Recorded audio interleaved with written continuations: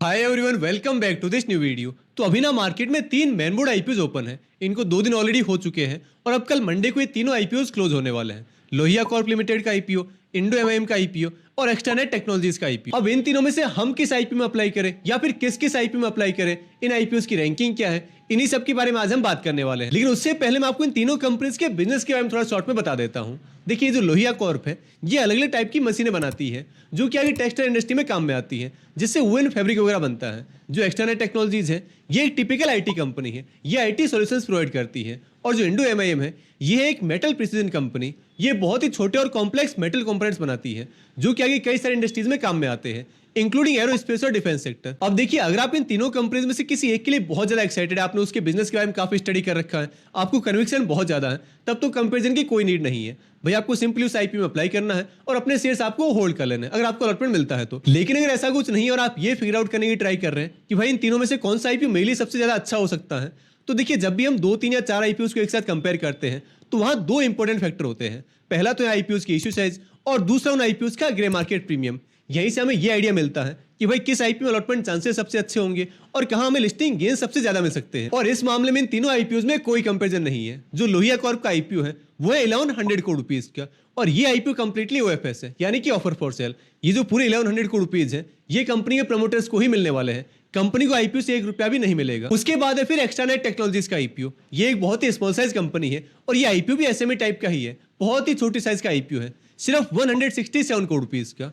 हालांकि ये IPO completely fresh issue है, यानी कि ये जो पूरे पैसे हैं वो इस कंपनी को ही मिलने वाले हैं। और इन तीनों में जो सबसे बड़ी साइज का आईपीओ है वो है इंडो एमआईएम का 3811 करोड़ रुपीज का। यानी जो बाकी दोनों आईपीओ है उनको अगर हम दोनों को मिलाकर डबल भी कर दे तो भी उससे भी ज्यादा इश्यू साइज है इंडो एमआईएम की।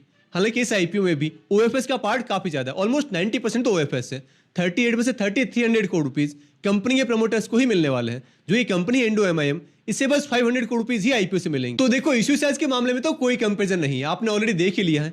एक आईपीओ तो 176 करोड़ रुपीज का, दूसरा 1100 करोड़ रुपीज का और जो तीसरा आईपीओ है वो है 3800 करोड़ रुपीज का। और इतना ही बड़ा डिफरेंस इनकी जीएमपी में भी है, यानी इनके ग्रे मार्केट प्रीमियम में। लोहिया कॉर्प की जीएमपी तो ऑलमोस्ट ना के बराबर है, बस 1-2% के आसपास। जो एक्सटर्नेट टेक्नोलॉजीज है उसके शेयर्स अभी ग्रे मार्केट में बस 7% के प्रीमियम पर ट्रेड कर रहे हैं। और इंडो एमआईएम की तो एकदम अलग ही डिमांड है अभी ग्रे मार्केट में। इसकी जो जीएमपी है वो है 35 से 40% के आसपास, यानी यहां भी अगेन कोई कंपैरिजन नहीं है। भाई इश्यू साइज में काफी ज्यादा डिफरेंस है और वैसा ही डिफरेंस इनकी जीएमपी में भी है, कहां तो 2-4-5% और कहां ऑलमोस्ट 40%। तो ये तो एक बहुत ही इजी चॉइस है कि इन तीनों आईपीओ में इंडो एमआईएम एकदम क्लियर विनर है। तो इस आईपीओ को तो हमें बिल्कुल भी अवॉइड नहीं करना है। भाई एक बिग साइज मेनबोर्ड आईपीओ जिसकी जीएमपी 40% के आसपास हो, उसमें तो हमें अप्लाई करना ही है। रही बात लोहिया कॉर्प के आईपीओ की, तो इसे तो मैं कंप्लीटली इग्नोर करने वाला हूं। भाई ना तो इसका बिजनेस बहुत एक्साइटिंग है, ना इस कंपनी का सेक्टर कोई बहुत अच्छा है, और ऊपर से ग्रे मार्केट में भी इसकी डिमांड बिल्कुल ना के बराबर है। एक्सटर्नेट टेक्नोलॉजीज के आईपीओ की, तो देखिए ये एक बहुत ही छोटी साइज का आईपीओ है। अगर इसमें थोड़ा बहुत भी अमाउंट आ गया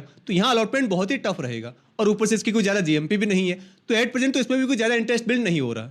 लेकिन हाँ, कल के दिन अगर क्यूआईबीज का बहुत अच्छा रिस्पॉन्स आता है इसमें, या फिर जीएमपी थोड़ी बहुत और इंक्रीज होती है, देन हम इसमें जरूर प्लान कर सकते हैं। हालांकि ज्यादा कुछ एक्साइटिंग तो ये आईपीओ भी नहीं लग रहा।